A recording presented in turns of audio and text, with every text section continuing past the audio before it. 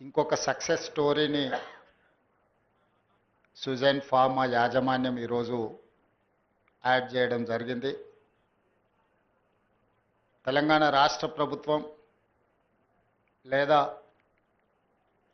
ఆనాడు ఉమ్మడి ఆంధ్రప్రదేశ్లో 1995 నుంచి మొదలు పెడితే 2025 సంవత్సరం వరకు ఈ 30 సంవత్సరాల నిరంతర శ్రమ ఈరోజు హైదరాబాద్ మహానగరం ప్రపంచ నగరాలతో పోటీ పడే విధంగా IT, pharma, global capability centres, data centres ఈరోజు మనం పోటీ పడగలుగుతున్నాం. ఈరోజు యంగ్ ఎంటర్ప్రినర్స్ సుజన్ మెడికేర్ యాజమాన్యము జర్మన్ టెక్నాలజీని బిఎఫ్ఎస్ టెక్నాలజీని జర్మన్ నుంచి ఇంపోర్ట్ చేసి సౌత్ ఇండియాలోనే ఐవీ ఫ్లూయిడ్స్లో ఒక గొప్ప సంస్థను ఏర్పాటు చేయడము, ఇక్కడుండే నిరుద్యోగ యువతకి ఉద్యోగ ఉపాధి అవకాశాలు కల్పించడమే కాకుండా తెలంగాణ రాష్ట్ర ప్రభుత్వం Telangana rising 2047 next 10 years by 2034 $1 trillion economy, by 2047 $3 trillion ఎకానమీకి ఏదైతే ప్రణాళికలు సిద్ధం చేసినామో అందులో భాగంగా ఈరోజు ఈ మ్యానుఫ్యాక్చరింగ్ యూనిట్ రాష్ట్రంలో అభివృద్ధి చెందబోతుంది. ఈరోజు తెలంగాణ రాష్ట్ర ప్రభుత్వము పాలసీ పెరాలసిస్ లేకుండా ప్రభుత్వానికి ప్రణాళికబద్ధమైన పాలసీలు ఉంటే రాష్ట్రానికి పెట్టుబడులను ఆకర్షించడమే కాకుండా పెట్టుబడులు పెడుతున్న యాజమాన్యానికి రక్షణ కల్పించడమే కాకుండా ఆ పెట్టుబడులకు లాభం వచ్చే విధంగా ప్రభుత్వ ప్రణాళికలు, ప్రభుత్వ విధానాలు ఉండాలి అని భావించి ఈరోజు తెలంగాణ రాష్ట్ర ప్రభుత్వం ఒక గ్లోబల్ సమ్మిట్ని ఏర్పాటు చేసి తెలంగాణ స్టేట్కి ఒక comprehensive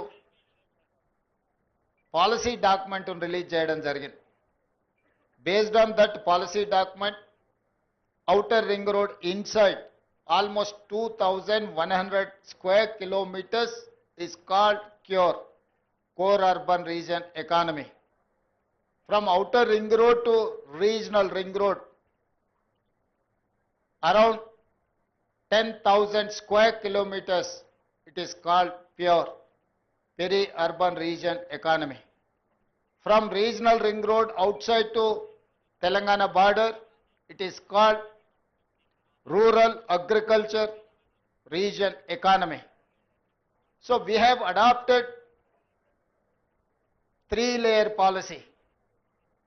First layer is CURE, second layer is PURE, third layer is RARE. These 3 policies are Telangana policy. It is going to reach by 2034 $1 trillion economy, by 2047 $3 trillion economy. For that, we need industrial policy, we need energy policy, we need tourism policy, we need endowment tourism and medical policy. Visweswara Reddy గారు లాంటి exposure ఉన్న parliament సభ్యులు ఈ ప్రాంతంలో ఉండడం, పార్టీలకు అతీతంగా ఇలాంటి పాలసీస్ని ప్రజాప్రతినిధులుగా వాళ్ళందరూ కూడా రాష్ట్ర ప్రభుత్వానికి మద్దతు ఇవ్వడం, ఇవన్నీ కూడా తెలంగాణ గ్రోత్ ఇంజన్కి యాడెడ్ అడ్వాంటేజెస్. రేపటి భవిష్యత్తులో తెలంగాణ రాష్ట్ర ఆర్థిక వ్యవస్థ ఈ క్యూర్ మీద, ప్యూర్ మీదనే ఆధారపడి ఉంది. అందుకే CURE outer ring road inside service సెక్టర్గా, ప్యూర్ ఏరియాని మ్యానుఫ్యాక్చరింగ్ సెక్టర్గా, రేర్ ఏరియాని అగ్రికల్చర్ ఎకానమీగా ఈరోజు తెలంగాణ రాష్ట్ర ప్రభుత్వం ప్రణాళికలు సిద్ధం చేసి ఈ పారదర్శకమైన ప్రణాళికలని పెట్టుబడులను ఆకర్షించడానికి ఈ దేశంలో ఉండే ఇతర నగరాలతో పోటీ పడడం కాదు, ప్రపంచంలో ఉండే గొప్ప నగరాలు గొప్ప దేశాలతో ఈరోజు తెలంగాణ పోటీ పడాలనుకుంటుంది.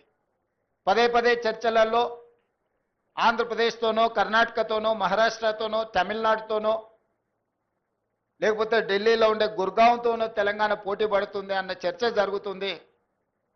ఆ చర్చకు పులి స్టాప్ పెట్టి ఈరోజు జపాన్, జర్మన్, సౌత్ కొరియా లాంటి దేశాలతో, సింగపూర్, టోక్యో, న్యూయార్క్ లాంటి నగరాలతో పోటీ పడాలని ఈరోజు తెలంగాణ రాష్ట్ర ప్రభుత్వం ఆలోచన చేస్తుంది.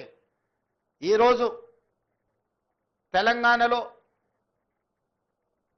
ISB, NALSAR university, triple IT ఇలాంటి మంచి యూనివర్సిటీలు, నాలెడ్జ్ హబ్ ఈరోజు తెలంగాణలో ఉంది. ఈరోజు పరిశ్రమలకు అనుకూలమైన పరిస్థితులు, ప్రభుత్వ విధానాలు అందుబాటులో ఉన్నాయి. అందుకే ఈరోజు Telangana wanted to rise, Telangana wanted to compete with New York, South Korea, Korea or other countries. అందులో భాగంగా ఈరోజు ఇలాంటి యంగ్ ఎంటర్ప్రెనర్స్ ప్రారంభించే యూనిట్స్ని తెలంగాణ రాష్ట్ర ప్రభుత్వము సంపూర్ణంగా మద్దతు ఇచ్చి ప్రోత్సహించి ప్రభుత్వం నుంచి అవసరమైన అనుమతులను సరైన సమయంలోనే వాళ్ళకి ఇచ్చే విధంగా ఈరోజు ప్రభుత్వ విధానాలను తీసుకురావడం జరిగింది.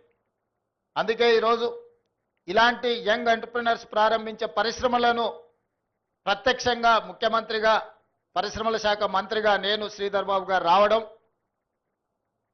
పెట్టుబడిదారులకు ఒక నమ్మకం, విశ్వాసం కల్పించాలన్న ఆలోచనతోని, వాళ్ళని ప్రోత్సహించాలన్న ఆలోచనతోని ఒక సక్సెస్ స్టోరీని తెలంగాణలో రాయాలని ఈరోజు బల్క్ డ్రగ్స్లో దేశంలో ఉత్పత్తి చేసే దాంట్లో 40% బల్క్ డ్రగ్స్ ఓన్లీ హైదరాబాద్ నగరం నుంచే ఈరోజు మనం అందిస్తున్నాము అని అంటే ఇది ఒక గొప్ప విజయం. మన ప్రపంచాన్ని పట్టి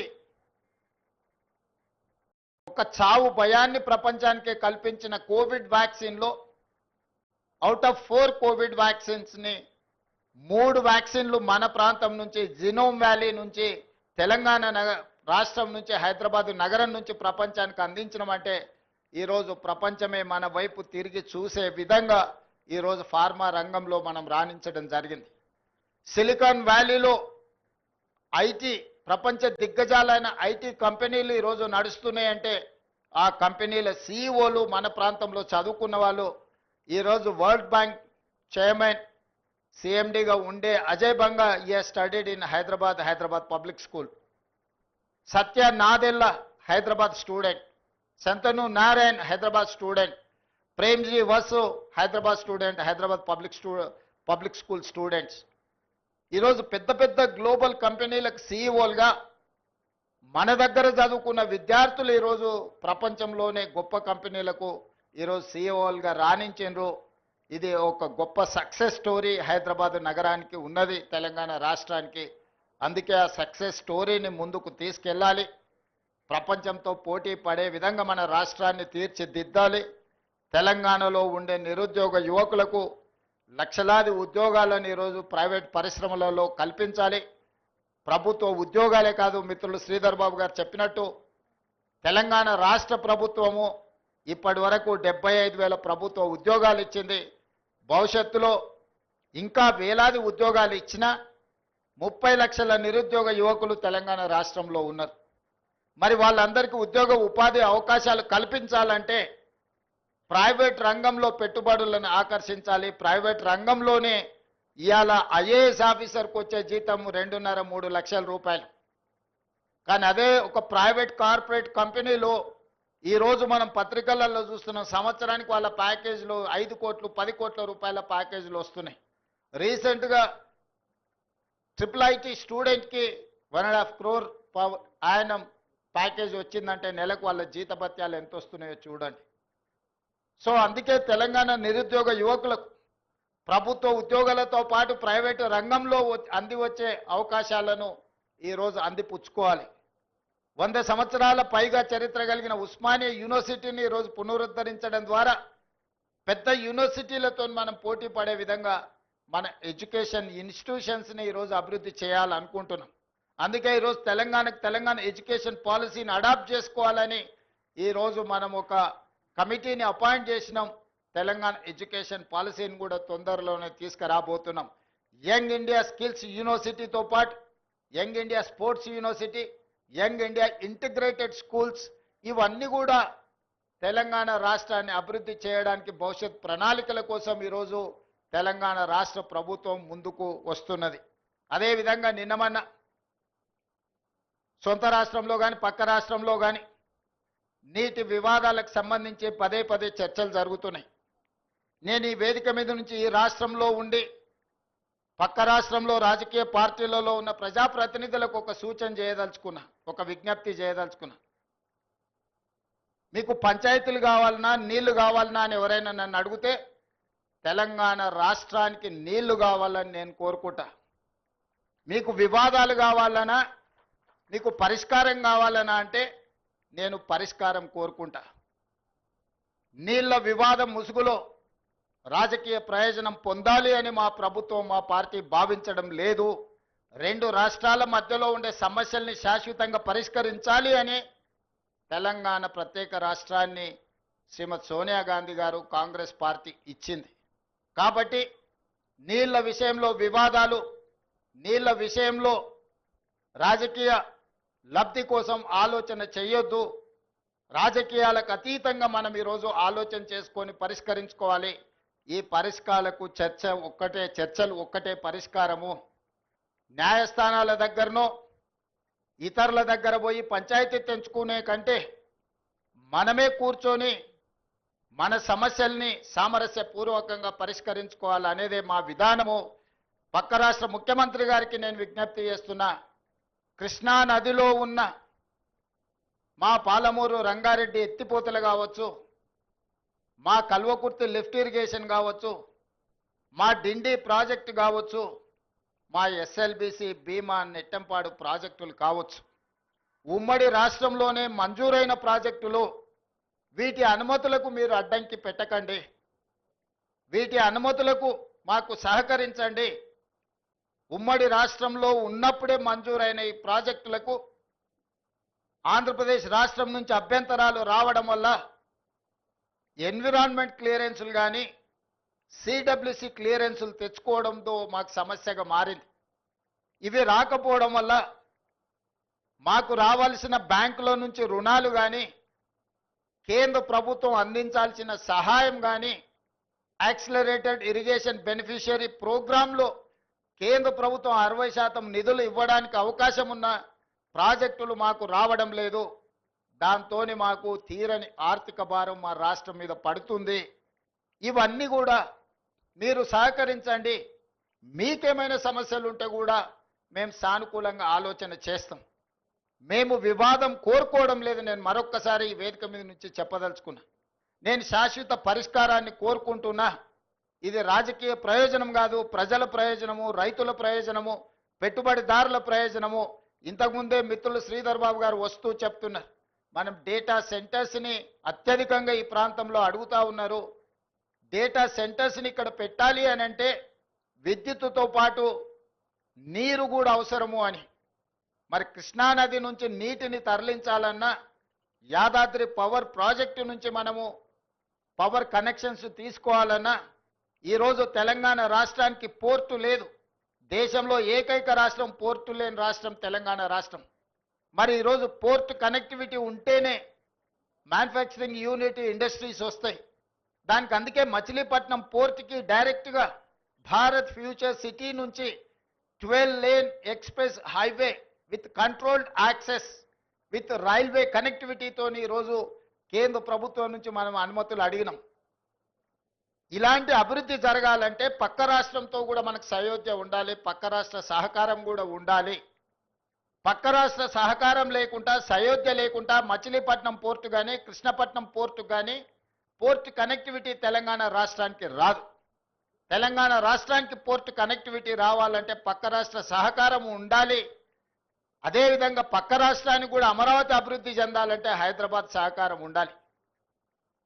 నగరం అభివృద్ధి జరగాలంటే భవనాలు కడితే సరిపోదు, భవనాలలో వచ్చే పరిశ్రమలు సాంకేతిక నైపుణ్యం ఉన్న సిబ్బంది కూడా అవసరం. వాళ్ళు హైదరాబాద్ నగరంలో ఉన్నారు. అందుకే రెండు రాష్ట్రాలు ఇచ్చిపుచ్చుకునే ధోరణిలో ముందుకు వెళ్ళాలి. పక్క రాష్ట్రంతో తప్పకుండా చర్చలు కొనసాగుతాయి. పక్క రాష్ట్రాలతో వివాదాలు పెట్టుకోవాలన్న ఆలోచన మాకు లేదు. అది కర్ణాటక అయినా, మహారాష్ట్ర అయినా, ఆంధ్రప్రదేశ్ అయినా, తమిళనాడు అయినా, పక్కనుండే రాష్ట్రాలతో వివాదాలు మేము కోరుకోవడం లేదు. పక్కనున్న రాష్ట్రాలతో ఉన్న సమస్యల్ని చర్చల ద్వారా శాశ్వతంగా పరిష్కరించాలని కోరుకుంటున్నాము. పక్క రాష్ట్రాలను కూడా ఒక అడుగు ముందుకు వేయండి. మీరు సానుకూలంగా ఒక అడుగు ముందుకు వేస్తే 10 అడుగులు ముందుకు వేసే తత్వం తెలంగాణ ప్రజలలో, తెలంగాణ రక్తంలో ఉన్నది. సంపూర్ణంగా మేము సమస్యల పరిష్కారం కోసం ముందుకు వస్తామని తెలియజేస్తూ మరొక్కసారి పరిశ్రమ స్థాపించిన యంగ్ ఎంటర్‌ప్రెన్యూర్స్‌ని ఈరోజు నేను మనస్ఫూర్తిగా అభినందిస్తున్నా. ప్రభుత్వం వైపు నుంచి సంపూర్ణమైన సహకారం ఉంటుంది. రేపటి భవిష్యత్ నగరమే భారత్ ఫ్యూచర్ సిటీ. రంగారెడ్డి జిల్లా మహేశ్వరం రాజేంద్రనగర్ ప్రాంతంలో ఒక అద్భుతమైన నగరం రాబోతుంది.